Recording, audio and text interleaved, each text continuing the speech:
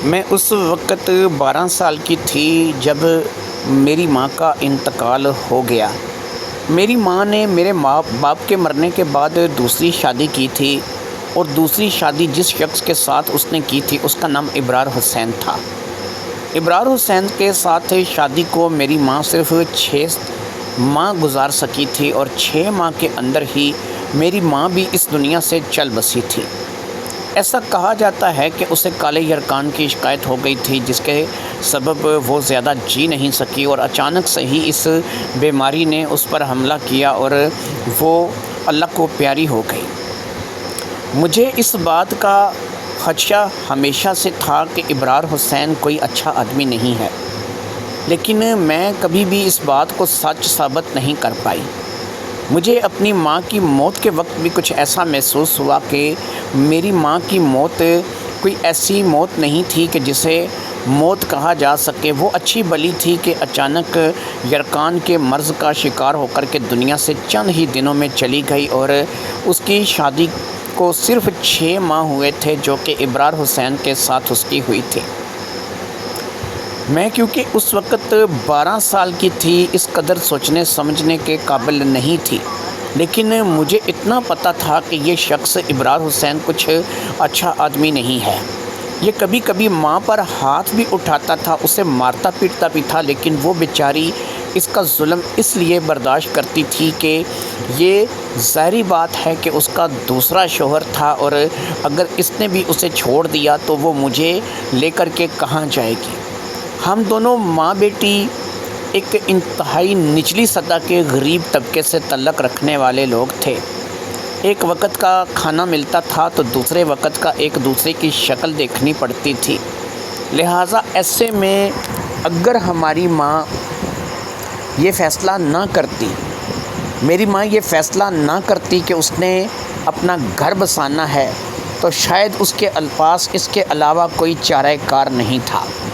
میرا جو باپ تھا، جو کہ میرا اصلی باپ تھا، اس کے مرنے کے بعد میری ماں کو بہت سے لوگوں نے اشاروں کناروں میں اپنی طرف متوجہ کرنے کی کوشش کی تھی، لیکن میری ماں ایک عزت دار خاتون تھی۔ اس نے کبھی بھی کسی ایسے اشارے کو، کسی ایسی بات کو اہمیت نہیں دی تھی، اور یہی سلسلہ تھا کہ میری ماں نے ایک جگہ نکاح کر کے اپنی زندگی کو گزارنے کا فیصلہ کیا تھا۔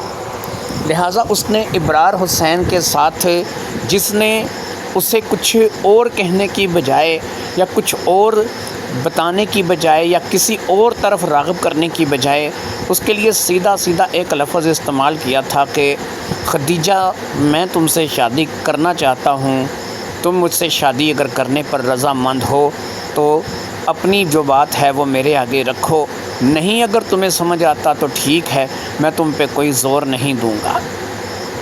یہ پہلا بندہ تھا کہ جس نے میری ماں کو شادی کی آفر دی تھی، جو میری ماں سے شادی کر کے، نکاح کر کے اسے عزت دینا چاہتا تھا، اسے اپنی بیوی بنا کر کے رکھنا چاہتا تھا۔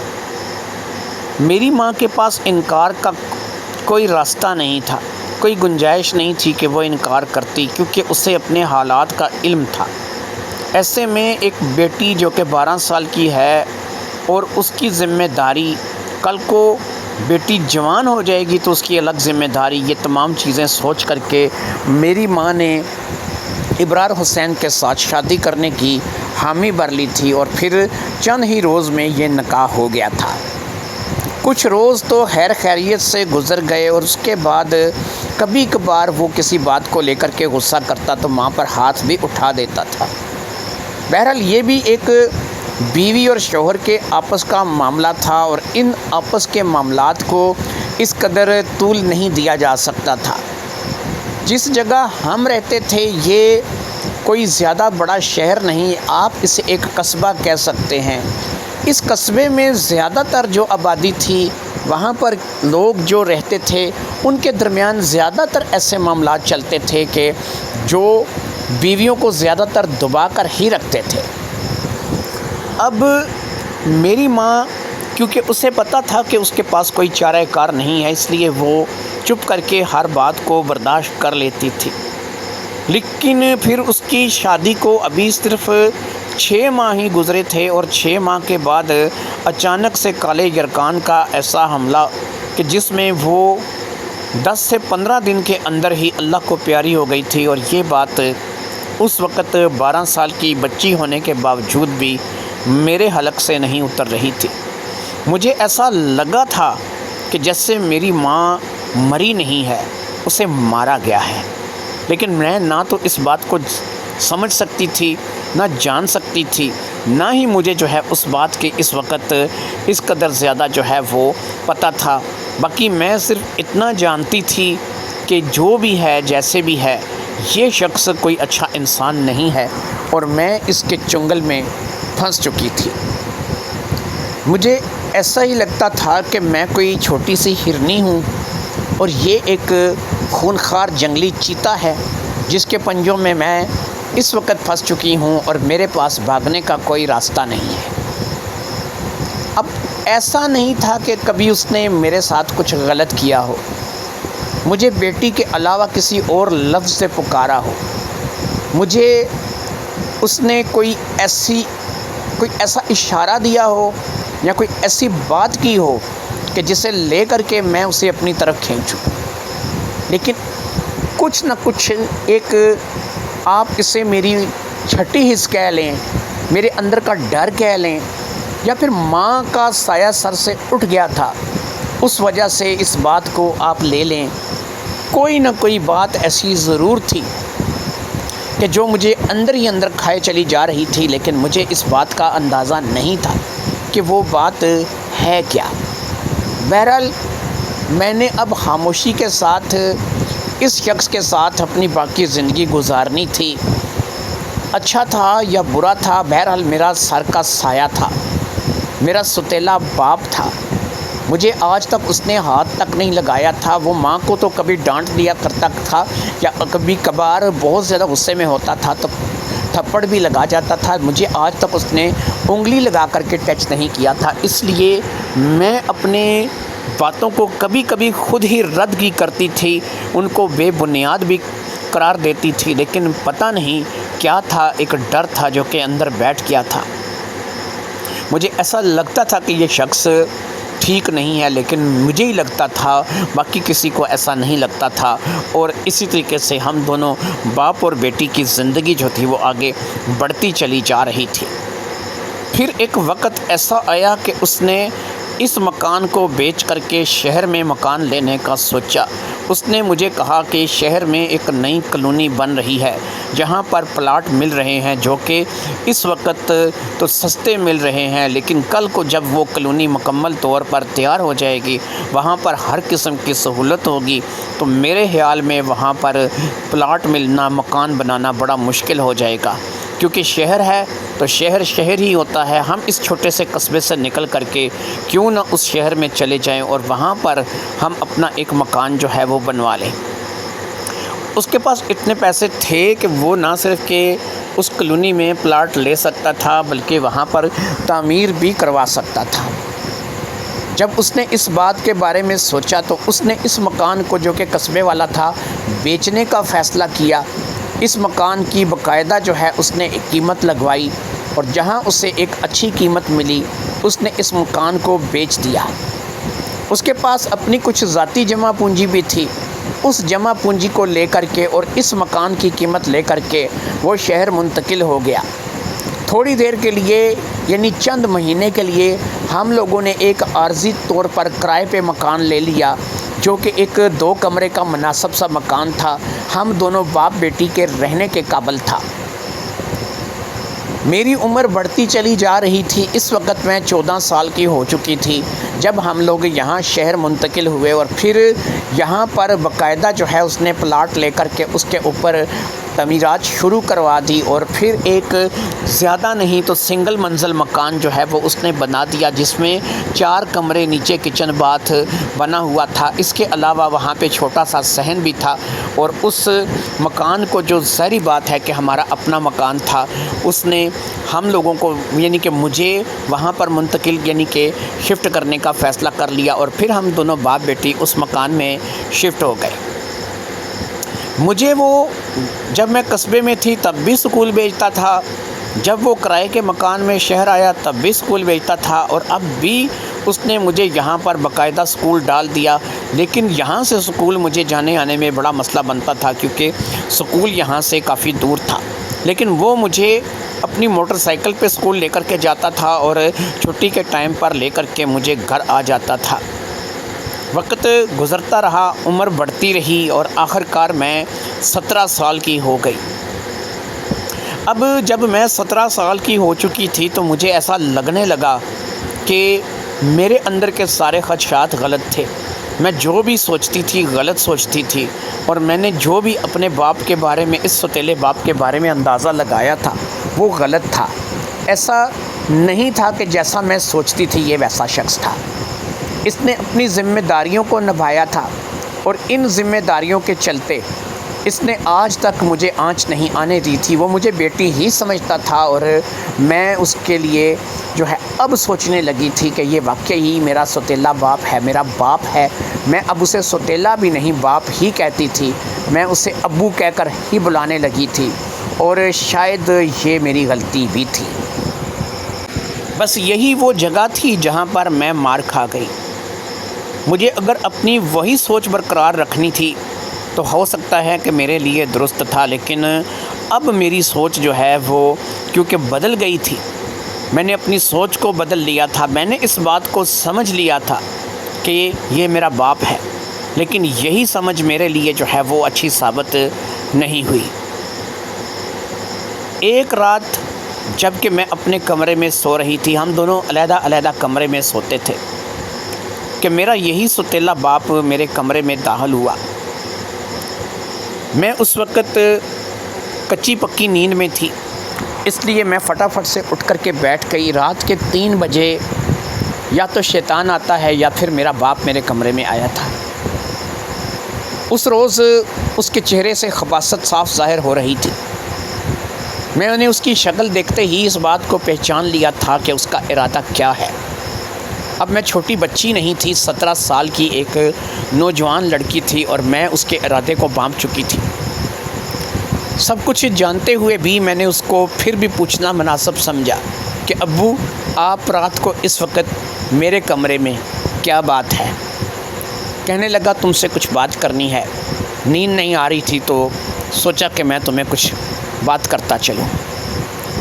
میں نے کہا ٹھیک ہے، بیٹھ جائیے۔ میں اب کہہ تو نہیں سکتی تھی کہ یہاں سے چلے جائیے، یا مجھے آپ کے ارادوں کی کچھ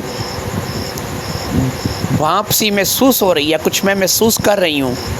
لڑکی ہوتی ہے نا، اندر سے ڈر جاتی ہے، اسے پتہ چل جاتا ہے کہ کیا ہے۔ میرا دل بھی اس وقت زور زور سے دھڑک رہا تھا، مجھے لگ رہا تھا کہ میرے ساتھ کچھ برا ہونے والا ہے۔ میں حیران اس بات پر تھی کہ آج تک اس نے ایسا کچھ کیا نہیں ہے۔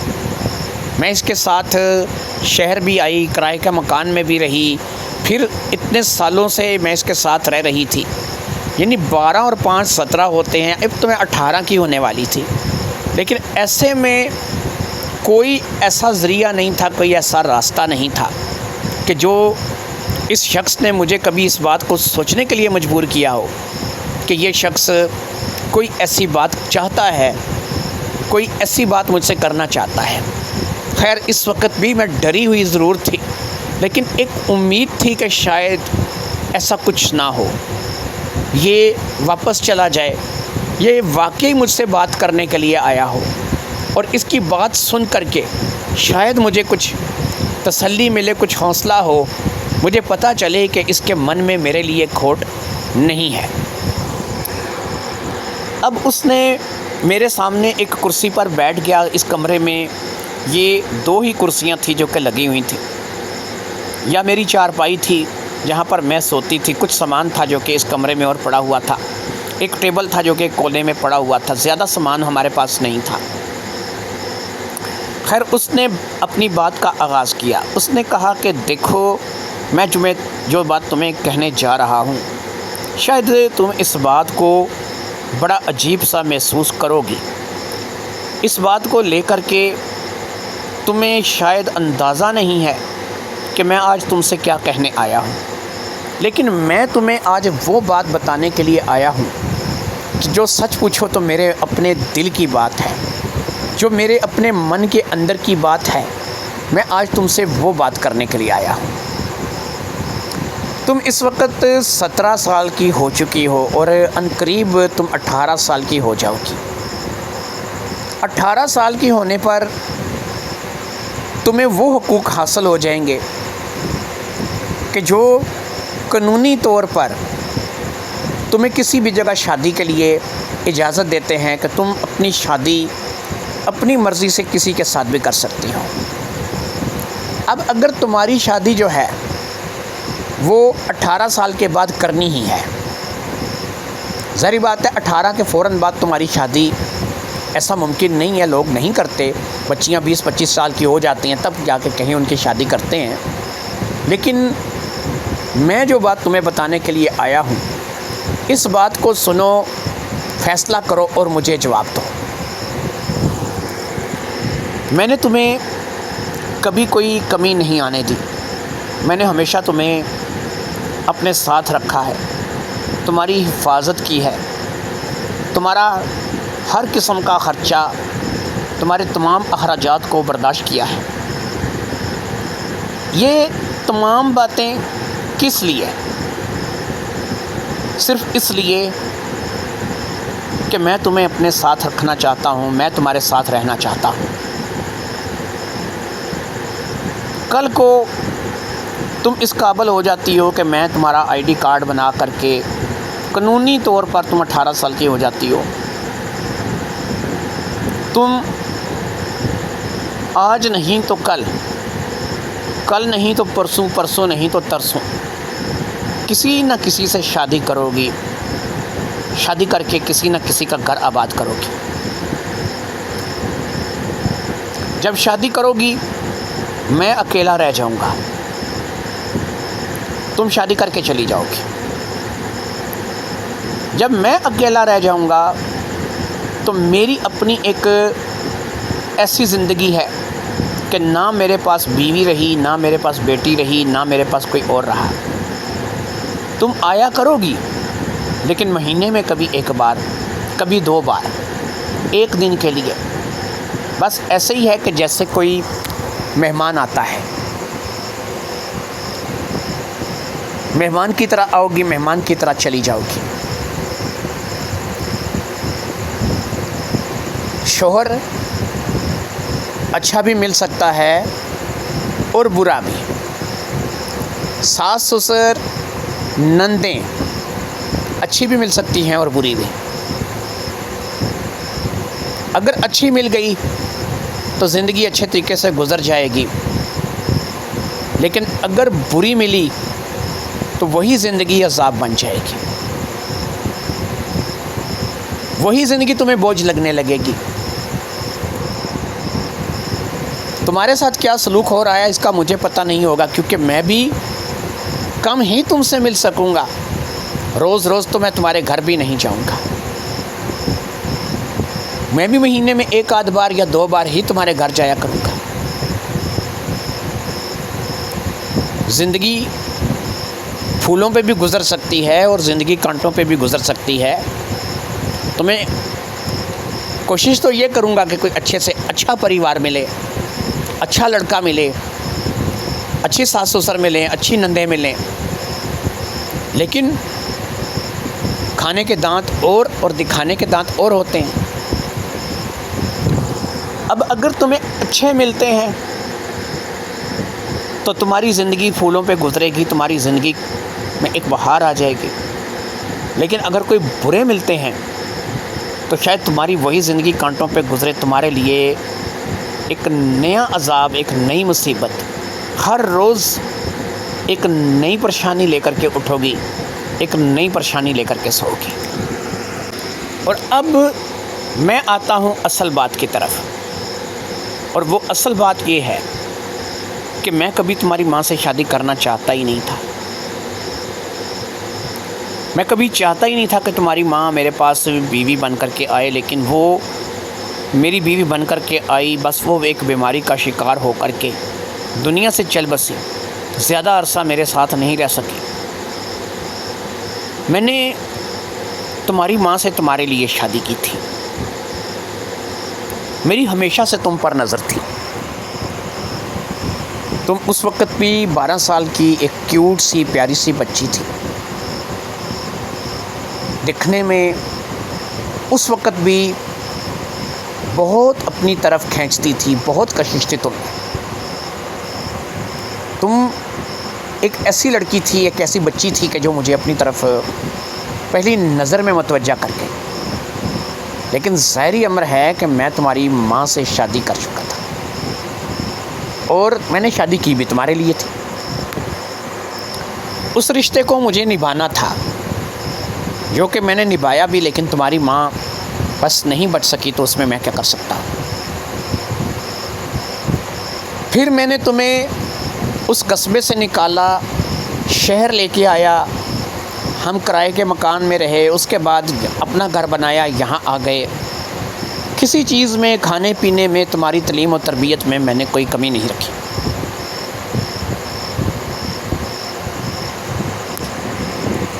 لہٰذا اب میں جو بات تم سے کرنے جا رہا ہوں, جیسا کہ میں نے تمہیں بتایا کہ میری ہمیشہ سے تم پر نظر تھی.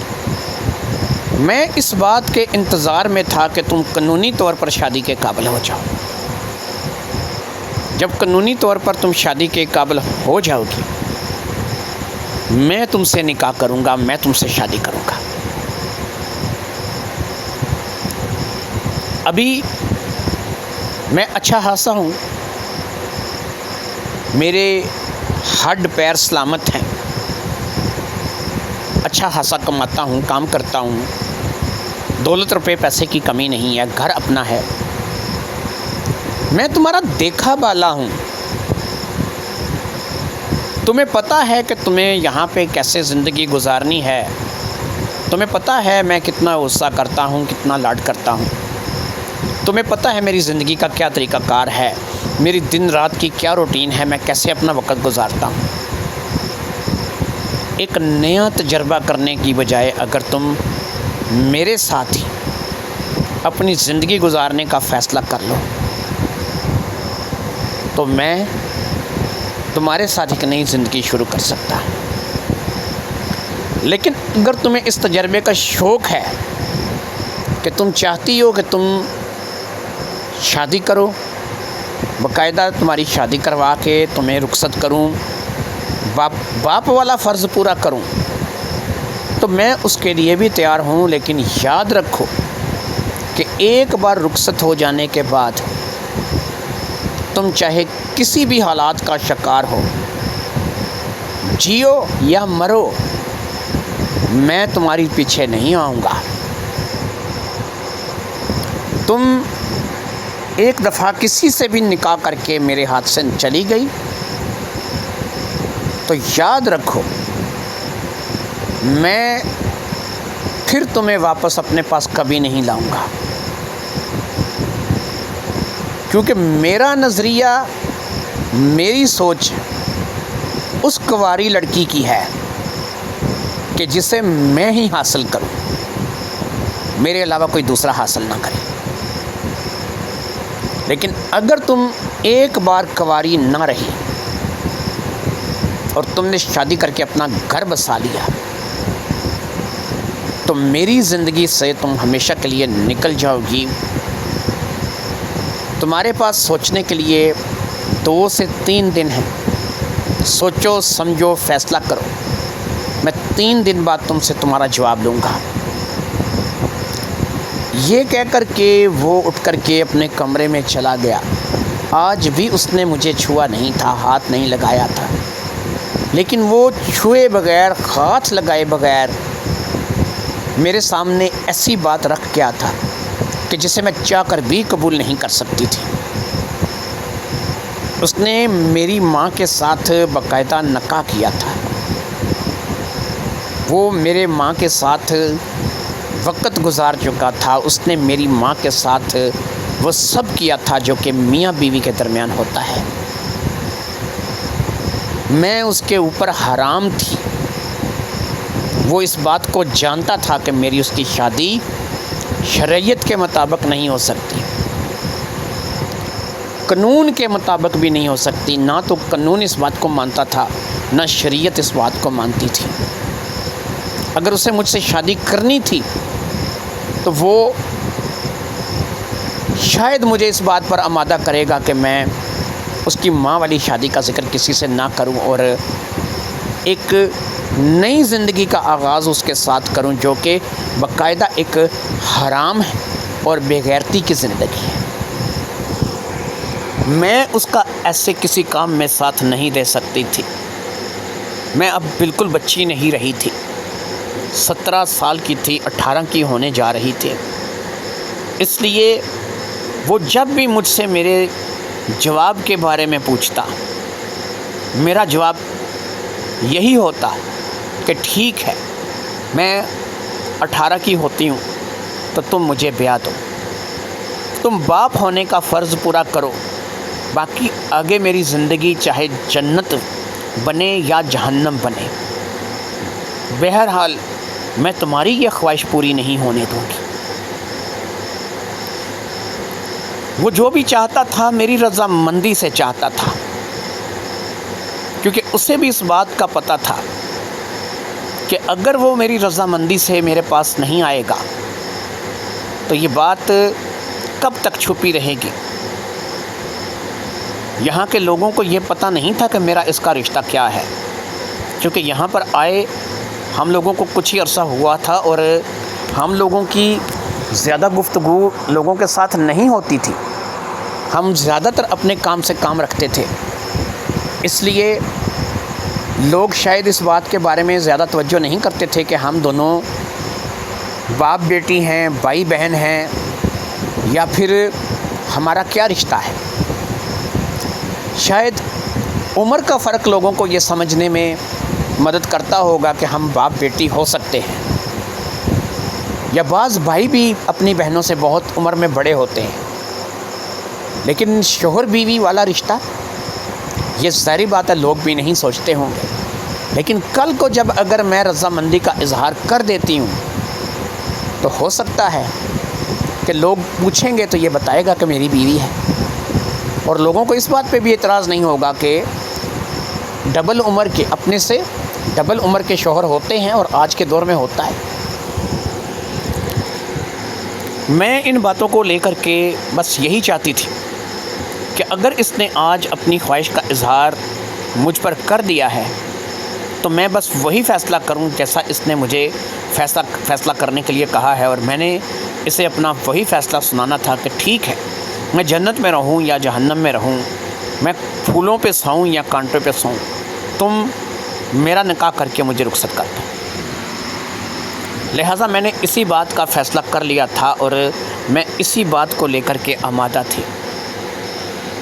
3 دن گزر گئے اور تیسرے دن وہ اسی طریقے سے آدھی رات کو میرے پاس کمرے میں آ گیا۔ پھر وہ اسی کرسی پر بیٹھ گیا اور اس نے مجھ سے میرا جواب مانگا۔ میں نے اسے وہی جواب دیا جو میں نے سوچ رکھا تھا۔ اس نے کہا ٹھیک ہے، میں تمہاری شادی کرواؤں گا، لیکن ایک دفعہ پھر میں تمہیں بتا رہا ہوں کہ جب میں تمہاری شادی کرواؤں گا اس کے بعد میرا تمہارا کوئی رشتہ کوئی ناتا نہیں رہے گا، تم چاہ کر بھی میرے پاس واپس نہیں آ پاؤ گی۔ میں نے کہا مجھے منظور ہے، میں واپس آنا بھی نہیں چاہوں گی۔ لہٰذا اس نے کہا ٹھیک ہے، آج کے بعد تمہاری میری اس موضوع پر بات نہیں ہوگی، ہم دونوں کسی اور مسئلے پر تو بات کر سکتے ہیں، لیکن آج کے بعد ہماری گفتگو کا ایسا ٹاپک نہیں ہوگا۔ وہ اٹھ کر چلا گیا۔ آج بھی اس نے مجھے نہیں چھوا تھا، نہ ہی کوئی زبردستی کی تھی اور نہ ہی کوئی ایسی بات کی تھی۔ یہ اس کی شرافت تھی کہ وہ اتنے سالوں سے صبر کا مظاہرہ کرتے چلے آ رہا تھا، لیکن پھر بھی مجھے حرام اور حلال کی تمیز تھی، مجھے حرام اور حلال کے بارے میں پتہ تھا۔ میں نے اس بات کو سمجھ لیا تھا کہ میری زندگی چاہے جنت بنے یا جہنم، میں اس کی بات کو نہیں مانوں گی۔ وقت گزرتا رہا اور میری عمر 18 سے بھی اوپر ہو گئی، قریب 19 سال کی میں تھی کہ جب ایک خالد حسین نامی لڑکے کا رشتہ میرے لیے آیا۔ خالد حسین کا رشتہ کس طریقے سے آیا تھا کہ جہاں پر میں اسکول کالج جاتی تھی یہ وہیں میرے پاس کلاس میں پڑھتا تھا۔ مجھے دیکھ کر، میری خوبصورتی کو دیکھ کر اس نے میرے لیے اظہار محبت کیا، مجھے ایک خط لکھا۔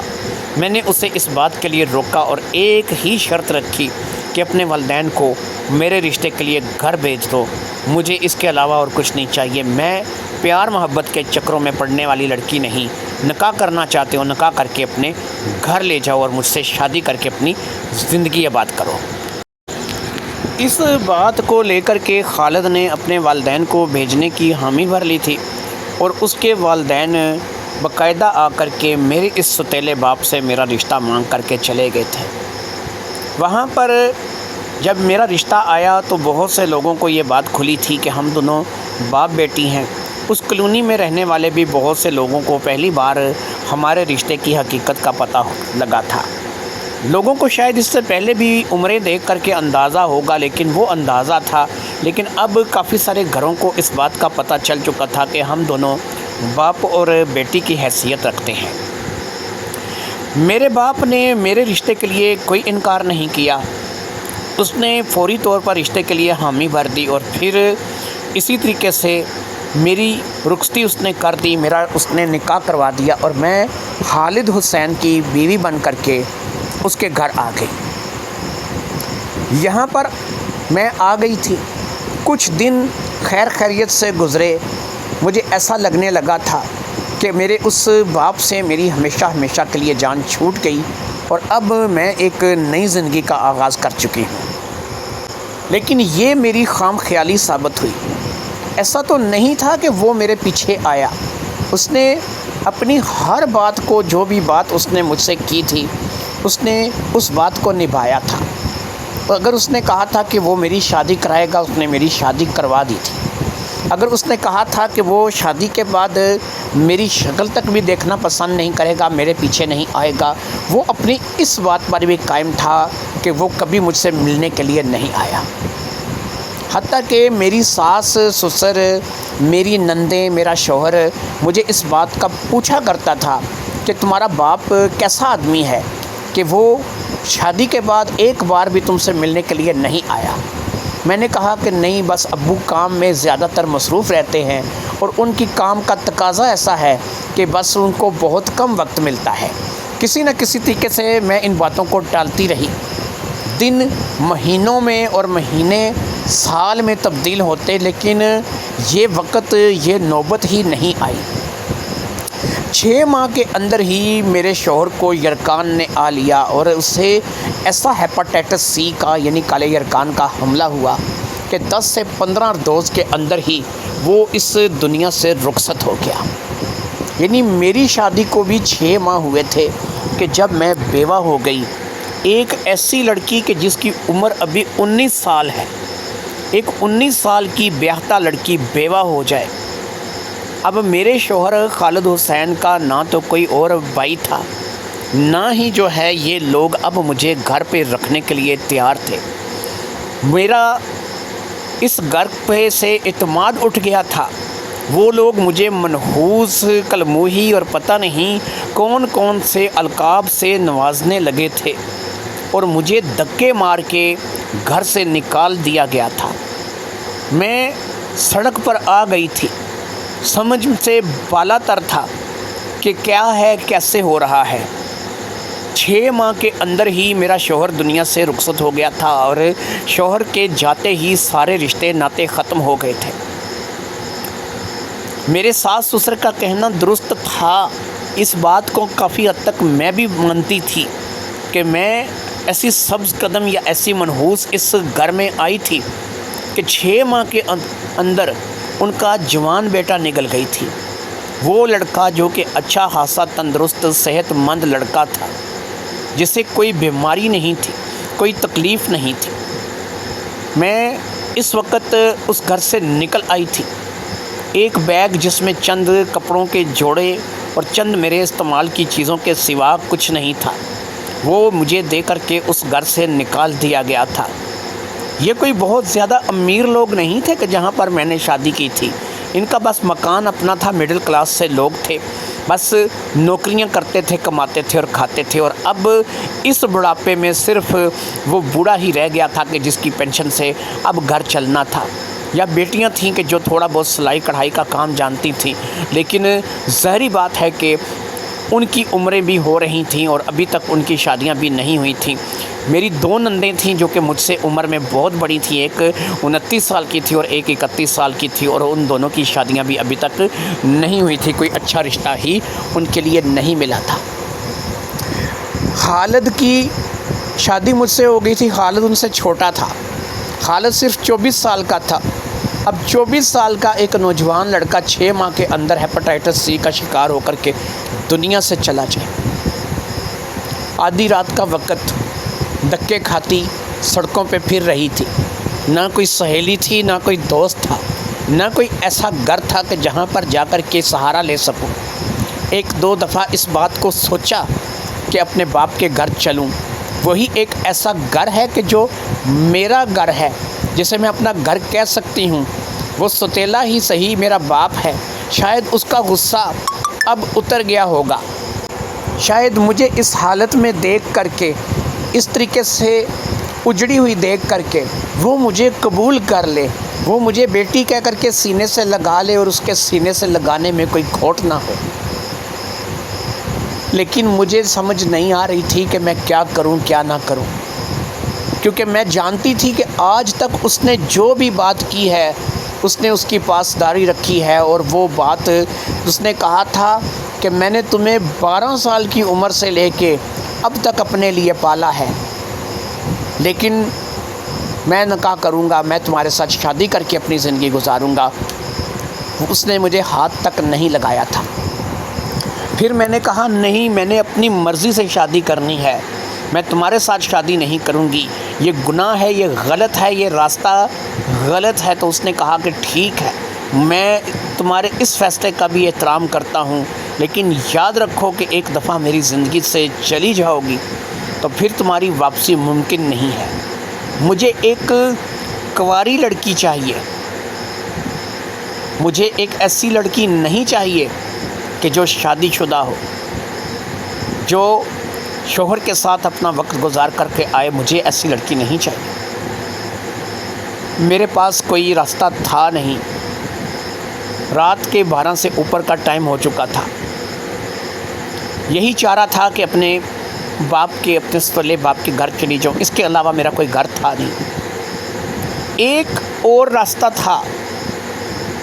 رابعہ ایک ایسی لڑکی تھی جو کہ میرے ساتھ سکول میں پڑھتی تھی اور میرے بڑے کلوز تھی.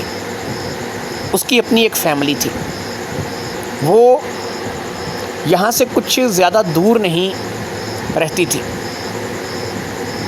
پہلے سوچا کہ میں اپنے باپ کے گھر ہی جاتی ہوں. اگر اس نے مجھے رکھ لیا تو ٹھیک ہے, اگر وہ مجھے اپنے سینے سے لگا لے باپ ہونے کی حیثیت سے تو ٹھیک ہے, نہیں تو پھر ایسا ہے کہ میں رابعہ کی طرف چلی جاؤں گی. رابعہ بہت کلوز تھی. میرے اور اس کے درمیان بہت زیادہ دوستانہ تھا. مجھے امید تھی کہ رابعہ مجھے اپنی فیملی میں کہیں نہ کہیں رہنے کے لیے کوئی نہ کوئی جگہ دے دے گی. وہ ایک بڑے گھر کی بیٹی تھی, اس کا گھر اپنا تھا, خوشحالی تھی, کسی چیز کی کمی نہیں تھی. اس کا بھی ایک بھائی تھا جس کا نام حسین تھا, اور حسین اور رابعہ دونوں ہی مجھے جانتے تھے. اس کے علاوہ اس کے گھر میں اور کون تھا اس کا مجھے زیادہ پتہ نہیں تھا. یہ جب میں اس کے گھر میں جاؤں گی تبھی پتہ چلے گا. لیکن اس سے پہلے میں ایک مرتبہ اپنے ستیلے باپ کے در پر جانا چاہتی تھی. ایک دفعہ اپنے گھر کا دروازہ کھٹکھٹانا چاہتی تھی کہ اب دیکھوں تو صحیح میرے لیے اب وہ دروازہ کھلتا ہے یا نہیں. لہٰذا میں اپنے ستیلے باپ کے گھر پہنچ گئی. اس وقت رات کا 1:15 بج رہا تھا. دروازے پر دستک کے جواب میں میرا ستیلا باپ تھوڑی دیر میں دروازے تک آ گیا. اس نے آ کر کے دروازے کا ایک پٹ کھولا, اس میں سے اپنا سر نکال کر کے باہر مجھے دیکھا. سر سے پاؤں تک دیکھنے کے بعد وہ اس بات کا اندازہ لگا بیٹھا کہ میں اپنے پورے سامان کے ساتھ آئی ہوں, میرا بیگ میرے پاس ہے, اور یقیناً ایسا ہے کہ مجھے اس وقت اگر رات کو آنا پڑا ہے تو مجھے ان لوگوں نے گھر سے نکال ہی دیا ہوگا۔ میرا شوہر مر چکا تھا، اس کی خبر بھی میں نے بھجوائی تھی۔ یہ بات میرے ستیلے باپ کے علم میں تھی۔ اس نے سر سے پاؤں تک مجھے دیکھا اور دیکھنے کے بعد اس کے چہرے پر ایک ہلکی سی مسکراہٹ نمودار ہوئی۔ کہنے لگا، کون ہو لڑکی اور کہاں سے آئی ہو، کہاں جانا ہے؟ میں نے کہا، کیا آپ مجھے پہچانتے نہیں ہیں؟ میں آپ کے لیے ان چند مہینوں میں اتنی غیر ہو گئی ہوں کہ آپ مجھے پہچان بھی نہیں رہے ہیں۔ انہوں نے کہا، نہیں، میں تمہیں نہیں پہچانتا ہوں، میری تمہاری پہچان اسی دن ختم ہو گئی تھی جس روز میں نے تمہیں اس گھر سے رخصت کیا تھا۔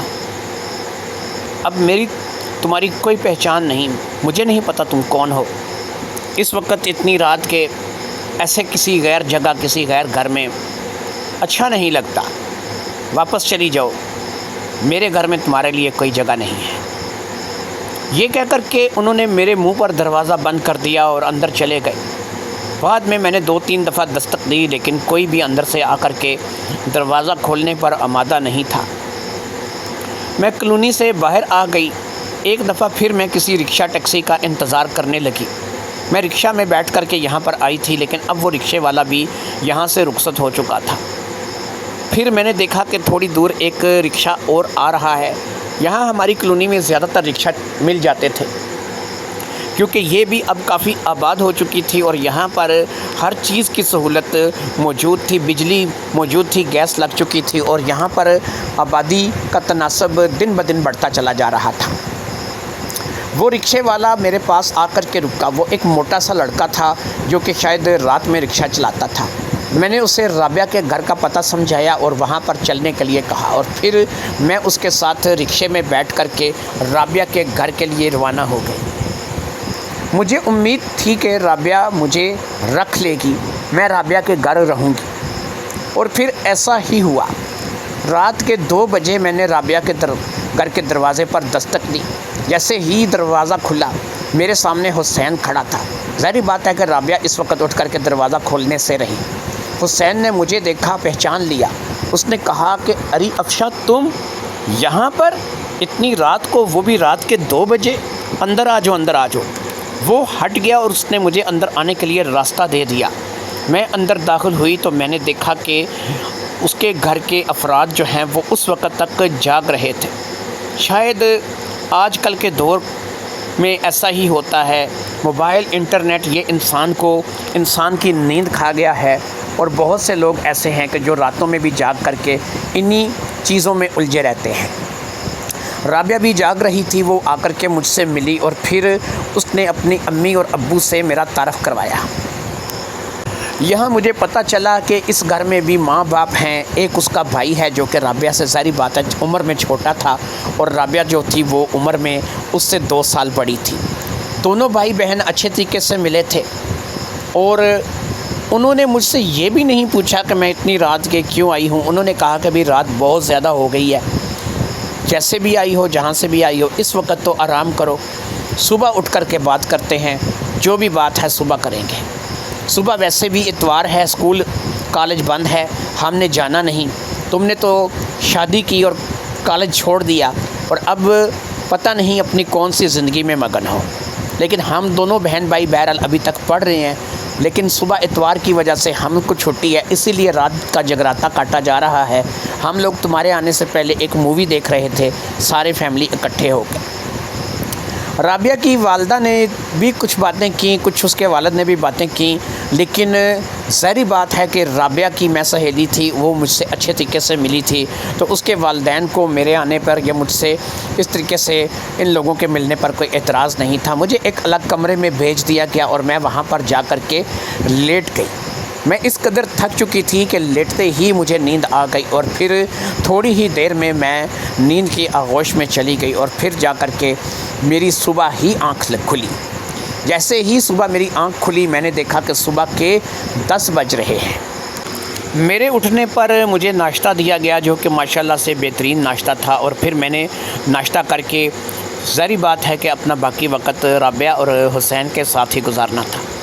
وہ دونوں لے کر کے مجھے الگ کمرے میں آ گئے اور پھر ہم لوگوں نے وہاں بیٹھ کر کے مختلف موضوعات پر گفتگو شروع کر دی، اور پھر گفتگو کا موضوع میری طرف آ گیا اور مجھ سے میرے آنے کا مقصد پوچھا گیا۔ میں نے کوئی بات نہیں چھپائی، باقی کچھ چیزیں ایسی تھیں کہ جو ظاہری بات ہے کہ میں انہیں بتا نہیں سکتی تھی، یعنی میرے باپ کے اور میرے درمیان جو تکرار تھی، اس تکرار کا میں وہاں پہ ذکر نہیں کر سکتی تھی۔ میں نہیں کہہ سکتی تھی کہ میرا باپ مجھے حاصل کرنا چاہتا تھا، مجھ سے شادی کرنا چاہتا تھا۔ میرا باپ ایک ایسا باپ تھا کہ جس نے میری ماں سے شادی صرف اس لیے کی تھی کہ میں اس کی آغوش میں آ سکوں۔ یہ باتیں وہ باتیں تھیں کہ جو کم از کم میں حسین اور رابعہ کو نہیں بتا سکتی تھی، لیکن باقی باتیں میں ان کے ساتھ کر سکتی تھی، اور باقی باتیں میں نے کر دیں کہ جیسا کہ میرا شوہر فوت ہو گیا، اسے ہیپاٹائٹس سی ہوا، اس کے چلتے وہ دنیا میں نہیں رہا، مجھے منحوس کلموہی وغیرہ کا خطاب دے کے میرے سسرال والوں نے گھر سے نکال دیا۔ میں اپنے ستیلے باپ کے گھر گئی، لیکن وہ مجھ سے ناراض ہے۔ جب سے میں نے یہ شادی کی ہے وہ مجھ سے ایک دفعہ بھی ملنے نہیں آیا۔ اس کی ناراضگی کا کیا سبب ہے یہ بات میں آپ لوگوں کو نہیں بتا سکتی، لیکن بہرحال وہ میرے ساتھ ناراض ہے۔ اس کے بعد ایک ہی راستہ تھا کہ میں آپ لوگوں کے گھر کی طرف آ جاؤں، اور اس وقت جو ہے وہ میں آپ کے سامنے بیٹھی ہوں۔ میری بات سن کر رابعہ اور حسین نے باقاعدہ اس بات کے لیے جو ہے وہ میرے سسرال والوں کو دوشی ٹھہرایا۔ انہوں نے کہا کہ اگر کسی کا بچہ مر جاتا ہے یا خدا نہ خواستہ کوئی ایسی بات ہو جاتی ہے، اس میں تمہارا کیا قصور ہے؟ یہ تو اللہ کی قدرت ہے، اللہ کی طرف سے لکھی ہوئی ہے، جس کی لکھی ہوئی ہے اس کی آ جانی ہے۔ بہرحال تم جب تک چاہو ہمارے گھر میں رہ سکتی ہو، یہاں پر تمہیں کسی چیز کی پریشانی نہیں ہوگی، تم جب تک چاہو اپنا وقت یہاں پر گزار سکتی ہو۔ میں نے کہا کہ میں کسی پر بوجھ نہیں بننا چاہتی، ہو سکے تو میرے لیے کسی جاب کا انتظام کر دو۔ چلو ٹھیک ہے، میں رہ تم لوگوں کے ساتھ لوں گی، لیکن میں کوئی جاب کر لیتی ہوں جس سے میرا دل بھی لگا رہے گا اور میرا وقت بھی گزرتا رہے گا، کیونکہ تم لوگ جب کالج جاؤ گے تو میں ظاہری بات ہے کہ اس گھر میں اکیلی رہ جاؤں گی۔ تمہارے امی ابو اگرچہ اچھے ہیں، لیکن میں چاہتی ہوں کہ میں کسی پر بوجھ نہ بنوں۔ رابعہ نے کہا چلو ٹھیک ہے، میں تمہارے لیے جاب کا بندوبست بھی کر دوں گی، باقی یہ ہے کہ اس میں کچھ ٹائم لگے گا، فی الحال تو تم ہمارے گھر میں رہو۔ میں ان کے گھر میں رہنے لگی اور رابعہ نے کچھ ہی دنوں میں میری جاب کا بندوبست کر دیا۔ اس نے وہیں اپنے علاقے میں جہاں پر کہ میں رابعہ کے گھر گئی تھی، کیونکہ یہ ایک رچ فیملی تھی، ایک پوش ایریا تھا، یہاں پر بہت زیادہ کوٹھیاں تھیں، اس نے 7-8 کوٹھیوں میں جا کر کے میرے لیے بات کی تھی کہ پڑھی لکھی ہے، بچوں کو پڑھا سکتی ہے، آپ اپنے بچوں کا ٹیوشن اسے دے دیں۔ ایک ریحانہ باجی تھی جن کی کوٹھی کا لان اس قدر خوبصورت اور ایسا پیارا لان بنا ہوا تھا کہ اسی لان میں باقاعدہ کلاس لگانے کا کہا گیا۔ باقی ارد گرد کی کوٹھیوں کے جو بچے تھے وہ بھی وہیں پر آ جاتے۔ بچوں کی ماؤں نے میرے ساتھ ملاقات کر لی اور وہاں پر باقاعدہ جو ہے ہمارا اس بات کو طے پا گیا کہ وہ مجھے کیا دیں گی، مجھے ان کے بچوں کو کیا کیا سبجیکٹ پڑھانے ہیں، کیا کرنا ہے۔ پڑھانا ظاہری بات ہے میرے لیے مشکل نہیں تھا، میں نے کالج تک تعلیم حاصل کر رکھی تھی، اس لیے میں نے ان بچوں کو تعلیم دینی شروع کر دی، اور اس طریقے سے میری زندگی جو ہے وہ ایک اچھے طریقے سے ایک اچھے ڈھنگ پر گزرنے لگی۔ وہ بچے کیونکہ ٹیوشن پڑھتے تھے، ظاہری بات ہے وہ صبح اسکول جاتے تھے اور دوپہر کو وہ گھر واپس آتے تھے۔ میں شام کے 4-5 بجے کے بعد ان کو ٹیوشن پڑھانا شروع کرتی تھی اور 7-8 بجے کے قریب ان کو چھٹی دے دیا کرتی تھی۔ اسی طریقے سے میرے شب و روز گزرنے لگے، اور اسی طریقے سے رابعہ کے والدین بھی مجھ سے متاثر نظر آ رہے تھے، انہیں بھی اصلیت کا پتہ چل چکا تھا کہ مجھ منحوس کلموہی کی وجہ سے، مجھ سبز قدم کی وجہ سے میں ان والدین کا جوان بیٹا کھا گئی، خالد حسین دنیا میں نہیں رہا۔ اس بات کو ان لوگوں نے بھی فضول قرار دیا اور انہوں نے کہا کہ اس میں تمہارا کوئی قصور نہیں ہے، نہ تم اس میں قصوروار ہو۔ میں ابھی ایک بچی ہی تو تھی، 19-20 سال کی لڑکی تھی، دونوں ہی یعنی رابعہ کے والدین کی نگاہیں مجھ پر ٹک چکی تھیں، شاید وہ حسین کے لیے مجھے پسند کرنے لگے تھے۔ میں بھی حسین کو سچ پوچھیں تو من ہی من پسند کرتی تھی، لیکن میں نے اس بات کا کبھی اظہار نہیں کیا تھا۔ پھر ایک روز ایسا آیا کہ رابعہ نے مجھے بٹھا کر کے اس بارے میں بات کر ہی دی۔ حسین 21 سال کا تھا، نوجوان لڑکا تھا، لیکن وقت پر اگر ذمہ داری ڈال دی جائے تو یہ بہترین تھا۔ ابھی وہ پڑھ رہا تھا، لیکن وہ پڑھائی کے دوران ہی میری شادی اس کے ساتھ کروانا چاہتے تھے کہ گھر بھی بس جائے گا، ایک ذمہ داری بھی اس پر پڑ جائے گی اور اپنی تعلیم بھی یہ ساتھ ساتھ جاری رکھے گا۔ میری شادی حسین کے ساتھ کر دی گئی اور اس طریقے سے میں اس گھر کی بہو بن گئی۔ زندگی بدل سی گئی تھی۔ میں اب بھی ٹیوشن پڑھاتی تھی۔ ٹیوشن پڑھانا میں نے شادی کے بعد بھی نہیں چھوڑا تھا۔ میں نے اس بات کو سوچ لیا تھا کہ اب میری زندگی میں خوشحالی ہی خوشحالی ہے۔ رابعہ میری نند کم اور سہیلی زیادہ تھی۔ اس کی میری دوستی میں کوئی فرق نہیں آیا تھا۔ وہ میرے ساتھ آج بھی ویسے ہی کلوز تھی۔ اس کے والدین بھی بہت اچھے تھے، نیک لوگ تھے۔ مجھے کبھی کسی بات کی کمی ان لوگوں نے محسوس نہیں ہونے دی۔ میرا وقت بہت اچھا گزرنے لگا۔ بچوں کو پڑھا کر کے بھی جو پیسے ملتے تھے وہ ظاہری بات ہے کہ میں اسی گھر میں لے کر کے آتی تھی۔ اگرچہ یہ رچ فیملی تھی، ان لوگوں کو اس چیز کی ضرورت نہیں تھی، لیکن پھر بھی میں اگر اپنے پاؤں پر کھڑی تھی تو ان کو خوشی تھی، اور انہوں نے کبھی بھی میرے اس بات کو لے کر کے اعتراض نہیں کیا تھا۔ حسین سے میری شادی کو 5 مہینے گزر چکے تھے۔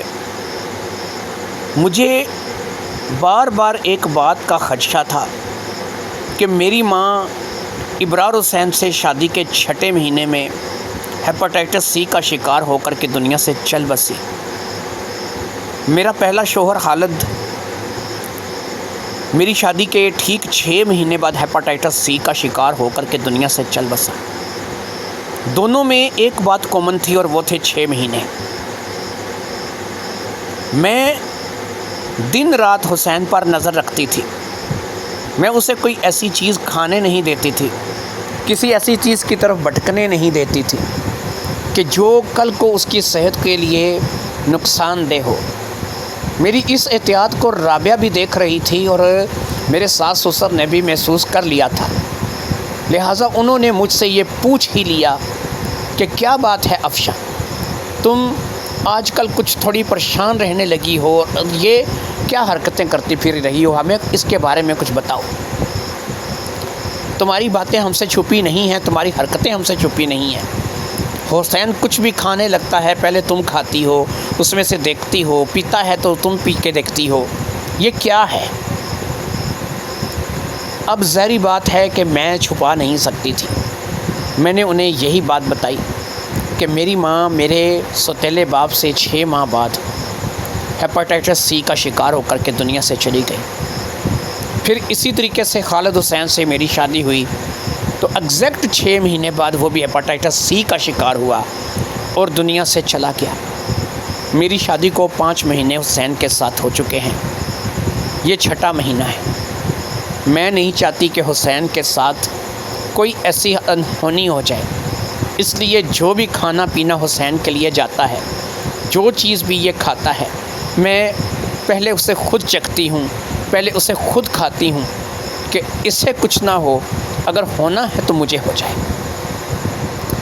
اب رابعہ اور رابعہ کے والدین ہنسنے لگے، کہنے لگے بیوقوف لڑکی، تمہاری ماں کی لکھی ایسی تھی، خالد جس کے ساتھ تمہاری پہلے شادی ہوئی اس کی لکھی ایسے تھی، بھئی تم ایک اچھی بچی ہو، اچھی لڑکی ہو، ہمارے گھر میں جیسی رابعہ ہے ویسی تم ہو۔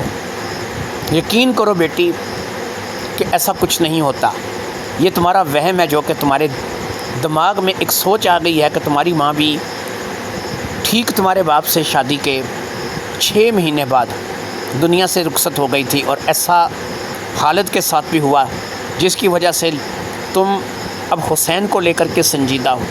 تم اس کی بیوی ہو، تمہارا سنجیدہ ہونا بنتا بھی ہے، لیکن حوصلہ رکھو، ایسا کچھ بھی نہیں ہوگا۔ کوئی بھی ایسا راستہ نہیں ہے کہ جس میں حسین کے ساتھ کچھ ایسا ہو۔ ماشاءاللہ سے صحت مند ہے اور کھاتا پیتا ہے، اللہ اسے زندگی دے، تم اس پریشانی میں مت پڑو۔ میں اپنے ساس سسر اور اپنی نند کے کہنے پر اس بات کے لیے تھوڑی بے فکر ہو گئی، لیکن ظاہری بات ہے کہ میرے اندر سے کوئی تھا کہ جو مجھے جھنجھوڑ رہا تھا، جو مجھے اندر ہی اندر اس بات کا احساس دلا رہا تھا کہ افشاں اس قدر مطمئن ہونا ضروری نہیں ہے، اس قدر مطمئن ہونا تمہارے حق میں بہتر نہیں ہے۔ لہٰذا میں نے اس بات کا فیصلہ کر لیا تھا کہ میں نہ چاہتے ہوئے بھی پوری طرح سے حسین کے اوپر نظر رکھوں گی۔ میں اب بالکل ویسا تو نہیں کر رہی تھی کہ میں رابعہ کے نظر میں آ جاؤں، میں اپنے ساس سسر کے نظر میں آ جاؤں، لیکن بہرحال پھر بھی میں حسین کو اس وقت اپنی نظروں میں رکھے ہوئے تھی اور ایک ایک حرکت پر میری نظر تھی۔ 6 مہینے پورے ہو گئے اور ایگزیکٹ 6 مہینے میں حسین کو ہیپاٹائٹس سی کا اٹیک ہو گیا۔ جیسے ہی اسے ہیپاٹائٹس سی کا اٹیک ہوا، ہم نے شہر کے بڑے سے بڑے ڈاکٹر کے پاس اسے لے جانا مناسب سمجھا۔ رابعہ اور رابعہ کے والدین کو اب میری بات کی حقیقت کا پتہ چلا تھا، اب انہیں میرے خدشات کا پتہ چلا تھا، اب وہ اس بات کو تسلیم کر رہے تھے کہ میرا خدشہ درست تھا، میں ایسے ہی نہیں کہہ رہی تھی، کچھ نہ کچھ تو راز اس میں ضرور تھا، لیکن یہ راز کیا تھا اس کا مجھے نہیں پتہ تھا۔ 10 سے 15 دن شدید بیماری میں مبتلا رہنے کے بعد حسین دنیا سے چلا گیا۔ اس کے ساتھ بھی وہی ہوا تھا جو میری والدہ کے ساتھ، خالد کے ساتھ اور پھر اب میرے شوہر حسین کے ساتھ ہوا تھا۔ میں اب یہ سوچنے لگی تھی کہ میری خوبصورتی سب سے پہلے میری ماں کو نگل گئی، کیونکہ میرے باپ کی نظر میری ماں پر نہیں مجھ پر تھی۔ سب سے پہلے میری ماں خدیجہ دنیا سے چلی گئی، میری خوبصورتی سب سے پہلے میری ماں کو نگل گئی۔ اس کے بعد میں شہر میں آئی، خالد حسین کے ساتھ شادی کی تو اسے بھی میں 6 ماہ کے اندر اندر نکل گئی، اور پھر اس کے بعد میں نے حسین کے ساتھ شادی کی تو اسے بھی 6 ماہ کے اندر اندر نکل گئی۔ مجھے رابعہ نے اور اس کے والدین نے گھر سے تو نہیں نکالا، لیکن وہ واسطے، وہ تعلق، وہ محبتیں، وہ چہچہائیں، وہ مسکراہٹیں، سب کچھ ختم ہو کر کے رہ گیا۔ لیکن آخر کب تک؟ ایک دن ان کے صبر کا باندھ بھی ٹوٹ گیا۔ ان کے بندھے ہوئے ہاتھوں کے آگے میں کچھ نہیں کر پائی۔ میرا ٹیوشن والا کام ابھی بھی چل رہا تھا، میں اب کسی جگہ اپنے لیے بھی ایک چھوٹا سا گھر لے کر کے رہ سکتی تھی، اپنے کھانے پینے کا انتظام بھی کر سکتی تھی، اپنی زندگی اکیلے بھی گزار سکتی تھی۔ اس لیے میں نے ایسا ہی کرنے کا فیصلہ کیا۔ میں بچوں کو ٹیوشن پڑھاتی، اپنے گھر چلی جاتی، ایک چھوٹا سا گھر میں نے لے لیا تھا۔ مجھے تھوڑی آنے جانے میں پریشانی ہوتی تھی، لیکن وہ بھی آہستہ آہستہ ختم ہو گئی۔ میں نے اپنے لیے ایک اسکوٹی لے لی جس پہ میں آتی اور جاتی تھی۔ اس کے بعد کئی لڑکوں نے مجھ سے شادی کرنے کے لیے خواہش ظاہر کی، کئی لوگوں کا ہاتھ میری طرف بڑھا، لیکن میں نے ہر ایک ہاتھ کو جھٹک دیا۔ ان میں سے ایک منور حسین تھا جو کہ بہت زیادہ سنجیدہ ہو گیا، لیکن منور کو ایک روز میں نے بٹھا کر کے دونوں واقعات سنا دیے، دونوں باتیں بتا دی۔ پتہ نہیں پھر اس نے اس بات کو کسی اور جگہ سے بھی سنا، اس کی تصدیق کی اور وہ بھی اس راستے سے ہٹ گیا۔ شاید وہ بھی 6 مہینے کا شکار ہو کر کے مرنا نہیں چاہتا تھا۔ میں نے ایک دفعہ اپنے سوتیلے باپ سے ملنے کا فیصلہ کر لیا تھا۔ میں چاہتی تھی کہ میں اس کے پاس جا کر کے اس سے ملوں، اس راز کو جاننا میرے لیے ضروری ہو گیا تھا کہ یہ کیا چکر ہے، یہ کیا راز ہے۔ اس راز کو جاننے کی غرض سے ایک دفعہ میں پھر نہ چاہتے ہوئے بھی اپنے ستیلے باپ کے گھر پہنچ گئی۔ مجھے امید تھی کہ اس وقت وہ کام سے واپس آ گیا ہوگا، لہٰذا دروازے پر دستک کے جواب نے اس نے اسی طریقے سے دروازے کا ایک پٹ کھولا اور اس کے سامنے آ کر کے کھڑا ہو گیا۔ پھر اس نے مجھے دیکھ کر کے وہی الفاظ کہے، جی محترمہ کس سے ملنا ہے آپ کو؟ میں نے کہا کہ آپ کیوں ایسا کر رہے ہیں میرے ساتھ؟ آپ کو کیا مل رہا ہے ایسا میرے ساتھ کر کے؟ اب انہوں نے کہا کہ کیا کر رہا ہوں میں، مجھے بتاؤ۔ میں تمہارے ساتھ کچھ نہیں کر رہا، تم نے اپنے ساتھ جو کچھ بھی کیا خود کیا ہے۔ میں نے تمہارے ساتھ کیا کیا ہے؟ میں نے کہا تھا کہ تم جو ہے وہ خالد حسین سے جا کے شادی کرو، میں نے کہا تھا کہ پھر اس کے بعد جا کر کے ایک اور شادی کرو۔ جب تک شادیاں کرتی رہو گی ان کا انجام یہی ہوتا رہے گا۔ میں نے کہا کہ یہ سلسلہ کب تک چلے گا، کم از کم مجھے اتنا تو بتا دو۔ کہنے لگے ویسے تو میں انجان آدمی کو کچھ بتاتا نہیں ہوں، لیکن اگر تم نے مجھ سے ایسا پوچھ ہی لیا ہے تو سنو۔ 12 سال کی تھی تب میں نے تمہاری ماں سے شادی کی تھی، اور جب میں نے تمہیں یہاں اس گھر سے رخصت کیا تو تم اس وقت 19 سال کی تھی۔ 12 اور 7 19 ہوتے ہیں۔ جب تک 7 سال گزر نہیں جاتے، میں نے بھی 7 سال تمہارے لیے انتظار کیا تھا۔ میں نے 7 سال تمہیں کچھ نہیں کہا، 7 سال میں نے تمہارے طرف ہاتھ نہیں بڑھایا، 7 سال تک میں نے صبر کیا، 7 سال تک میں تمہارا انتظار کرتا رہا۔ 7 سال کے بعد میں نے تمہاری شادی کروائی، 12 سال کی بچی پالنی شروع کی اور اس کو 19 سال کی عمر میں جا کر کے بیاہ کر کے دیا۔ یہ 7 سال جب تک تمہاری زندگی سے گزر نہیں جاتے، تم کسی سے شادی کرنے کا سوچنا بھی مت، کیونکہ تم جس سے شادی کرو گی وہ 6 ماہ کے اندر اندر دنیا سے رخصت ہو جائے گا۔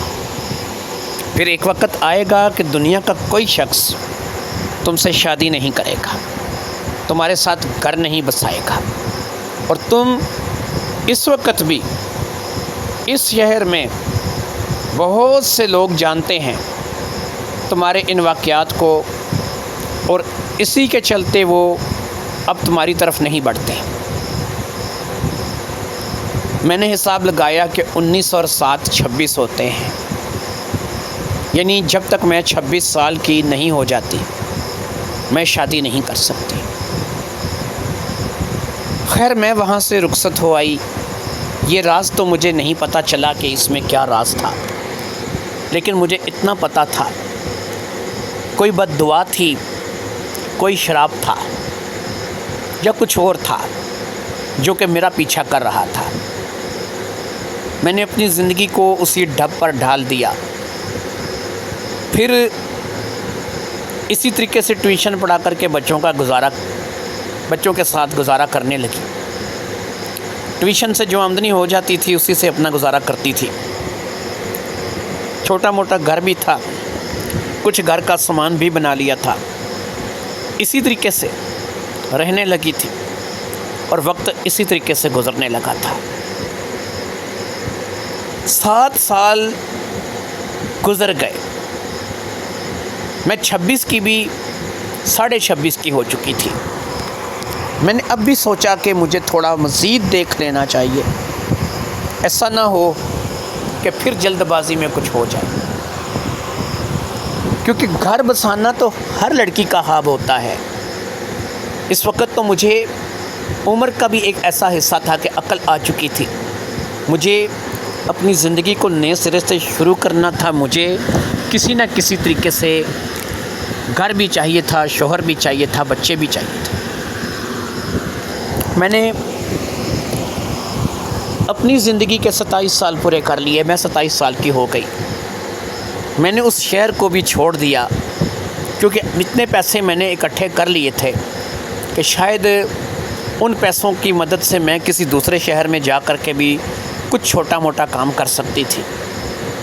دوسرے شہر میں آ کر کے میں نے ایک چھوٹی سی دکان بنا لی، یہ دکان زیادہ تر لیڈیز سامان سے متعلق تھی، اس لیے میری یہ دکان چل نکلی اور زیادہ تر خواتین میرے پاس آنے لگی۔ کبھی کبھار کوئی ایسا شخص بھی آ جاتا تھا جو فیملی والا ہوتا تھا، اسے بھی اپنی بیوی کے لیے، اپنے گھر کی کسی خاتون کے لیے کچھ نہ کچھ چیز چاہیے ہوتی تھی۔ اسی طریقے سے میرا گزارا چلنے لگا اور پھر میں نے ارشد حسین سے شادی کی۔ یہ وہ شخص تھا جو کہ میری دکان پر 2 سے 3 مرتبہ اپنے کسی فیملی ممبر کے لیے سامان خریدنے آیا اور پھر میرا اس کا الیکس لیک بن گیا۔ میں نے اس کے ساتھ شادی کر لی تھی اور ہماری شادی اسی طریقے سے چلنے لگی۔ 5 مہینے گزر جانے کے بعد میں نے پھر احتیاط شروع کر دی، کیونکہ میں نہیں چاہتی تھی کہ اب ارشد بھی میری آنکھوں کے سامنے دم توڑ دے، اس کے ساتھ بھی وہی حال ہو۔ لیکن پھر وہی ہوا۔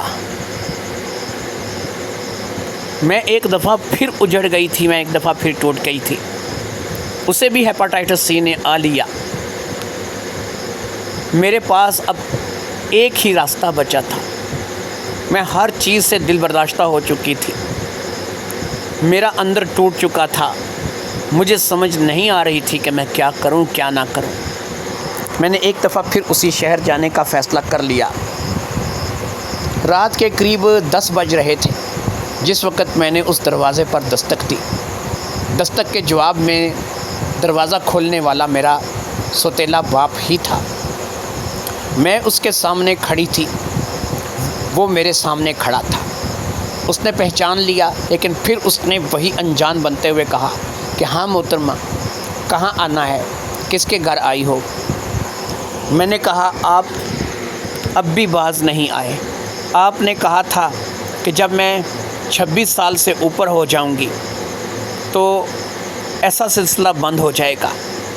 میں نے 27 سال کی ہو کر کے شادی کی ہے، لیکن میرے ساتھ اب بھی وہی سلسلہ جاری ہے۔ میں اب بھی اسی سلسلے کا شکار ہوں۔ میرا یہ شوہر بھی مر گیا ہے۔ اس کے ہونٹوں پر ایک زہریلی مسکراہٹ آئی۔ اس نے کہا کہ محترمہ، میں نے جو ان 7 سالوں میں سہا ہے، جو تم پر لگایا ہے، جو تمہاری تعلیم پر، تمہارے کھانے پینے پر، ان سب چیزوں پر خرچہ کیا ہے، پھر تم کہتی ہو کہ تمہارے گھر نہیں بس رہے۔ میں نے تو تمہیں پہلے ہی کہا تھا کہ میرے ساتھ شادی کر لو، اپنا گھر بسا لو۔ یاد رکھو کہ تم کبھی بھی 6 ماہ سے اوپر اپنی کوئی بھی شادی نہیں نبھا سکو گی۔ میں نے کہا نہیں، اب ایسا نہیں ہوگا۔ میں جانتی تھی کہ اس وقت کالونی میں سب لوگ سو چکے ہیں اور یہاں پر کوئی بھی موجود نہیں ہے۔ میں چپ چاپ کسی کو بتائے بغیر یہاں آئی تھی۔ میں نے کسی کو یہ نہیں بتایا تھا کہ میں دوسرے شہر جا رہی ہوں۔ بس میں نے دکان بند کی تھی اور گھر جانے کی بجائے میں یہاں آ گئی تھی۔ یہ زیادہ دور راستہ نہیں تھا، گھنٹے 1.5 گھنٹے میں یہاں پہنچ گئی تھی۔ رات کے 10 بج رہے تھے، کوئی بھی یہاں پر دور دور تک موجود نہیں تھا۔ اوپر سے میں نے برقع پہن رکھا تھا جس سے میرے چہرے کو، میرے جسم کو اور چھپا لیا تھا۔ گھونگھٹ تو یہاں پر آ کر کے میں نے ہٹایا تھا جس سے میرے سوتیلے باپ نے مجھے پہچانا تھا۔ خیر، اس نے مجھے کہا کہ نہیں، اتنی جلدی معافی نہیں ملے گی تمہیں۔ جاؤ، وہی ہوگا کہ جتنی مرضی مرتبہ شادی کرو گی، جس سے بھی شادی کرو گی، یہی سلوک اس کے ساتھ ہوگا۔ میں نے کہا کہ نہیں، آج کے بعد نہیں ہوگا۔ یہ کہہ کر کے میں نے اپنے پرس میں ہاتھ ڈال کر کے اس میں سے ایک پستول نکالی جس کے اوپر باقاعدہ سلنسر لگا ہوا تھا۔ اس پستول کو میں نے سامنے کیا اور اس سے پہلے کہ میرا سوتیلا باپ میری بات کو سمجھ سکتا یا اسے اس بات کا پتہ چلتا، اس پستول سے نکلنے والی 2 گولیاں سیدھا اس کے سینے میں جا کر کے لگی۔ وہ وہیں اسی دروازے میں گر کر کے تڑپنے لگا۔ میں نے یہ بھی نہیں دیکھا کہ وہ زندہ ہے کہ مر گیا۔ میں وہاں سے نکلی، راستے میں آتے ہوئے میں نے اس پستول کو پھینک دیا۔ مجھے واپسی کی گاڑی ہائی وے روڈ سے مل گئی تھی۔ ساری رات وہاں پہ گاڑیاں چلتی رہتی تھیں۔ مجھے اپنے شہر تک پہنچنا زیادہ مشکل ثابت نہیں ہوا۔ 1 سے 1.5 گھنٹے کے بعد میں اپنے گھر واپس آ گئی اور گھر آ کر کے سو گئی۔ میں نے اپنے پاس نہ تو کوئی موبائل رکھا تھا، نہ ہی کوئی ایسی چیز رکھی تھی کہ جس سے ایسا پتہ چلے کہ میں کہاں کہاں گئی ہوں۔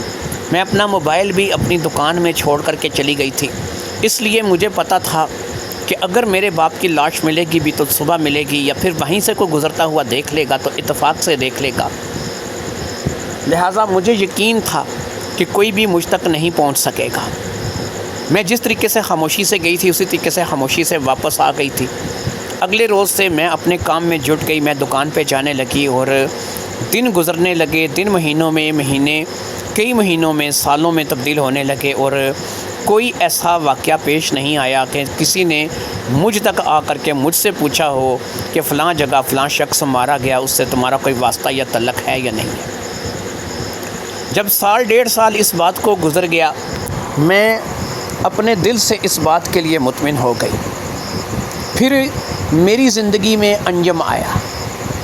انجم ایک ایسا لڑکا تھا کہ جو میری دکان پر آیا، پہلی بار میں ہی مجھے وہ پسند آیا، ہماری بات چیت چل نکلی اور میں اس سے شادی کرنے کے لیے ذہنی طور پر اپنے آپ کو تیار کرنے لگی۔ انجم سے میری شادی قریب 6 ماہ کے اندر اندر ہو گئی، کیونکہ انجم ایک ایسا لڑکا تھا کہ جس کے والدین نہیں تھے، صرف ایک بہن تھی جو کہ بیاہی ہوئی تھی۔ انجم ایک گھر میں خود اکیلا رہتا تھا اور اس کی بھی ابھی تک شادی نہیں ہوئی تھی۔ وہ لگ بھگ 30 سال کا تھا اور میں اس وقت 28 ساڑھے 28 سال کی تھی۔ میری اس کے ساتھ شادی ہو گئی۔ ہماری دوستیاں پیار میں بدلیں، پیار شادی میں بدل گیا اور ہم دونوں شادی کر کے ایک اچھی سکھی زندگی گزارنے لگے۔ ایک دھچکا تھا جو کہ میرے اندر تھا، 6 ماہ اور 6 ماہ کے بعد بیماری اور بیماری کے بعد موت۔ لیکن اب ایسا نہیں ہونا چاہیے تھا کہ جو دوا تھی، جو شراب تھا یا کچھ اور تھا، جو بھی تھا اسے میں نے ختم کر دیا تھا۔ اسے ختم کرنے کے بعد اب مجھے یقین تھا کہ انجم کی اور میری زندگی ایک اچھے طریقے سے گزرے گی۔ کبھی بھی اب ہمارے درمیان کوئی ابرار حسین نہیں آئے گا۔ اب کسی ابرار حسین کو جرأت نہیں ہوگی کہ وہ کسی افشاں کا گھر خراب کرے۔ میں جب پیچھے مڑ کر کے دیکھتی تھی تو مجھے سب کو لے کر کے افسوس ہوتا تھا۔ خالد کے گھر والے، خاص طور پر رابعہ اور حسین کے لیے تو جو حسین کی موت ہوئی تھی اس کے بعد تو میں ٹوٹ کر کے رہ گئی تھی۔ وہ بہت اچھا گھر تھا جہاں سے مجھے بہت پیار ملا تھا۔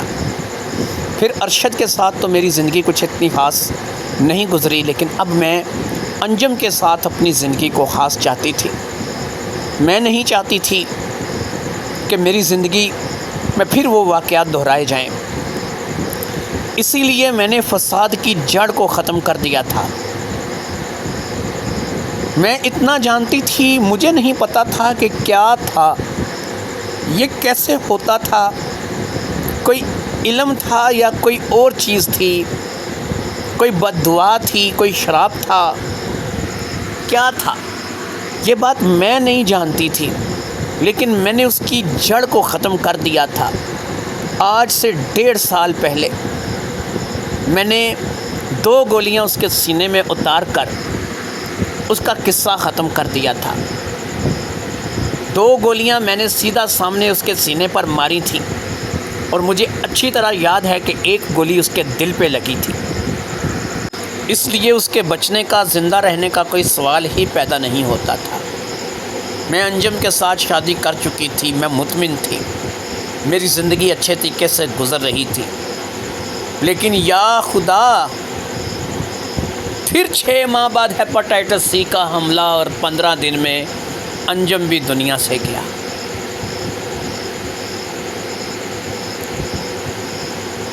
اب میں نے فیصلہ کر لیا تھا کہ میری سزا نہ تو کبھی ختم ہوگی اور نہ کبھی ختم ہونی ہے۔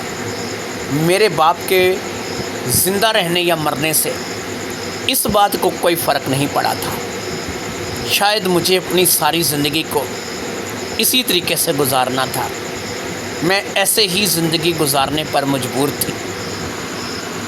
بات تو غلط تھی، لیکن آج میں سوچنے لگی تھی کہ کاش میں اپنا کنوارا پن اپنے باپ سے ختم کروا لیتی، اور اس کے بعد شاید میرے ساتھ ایسا کبھی نہ ہوتا، شاید ایسا نہ ہوتا۔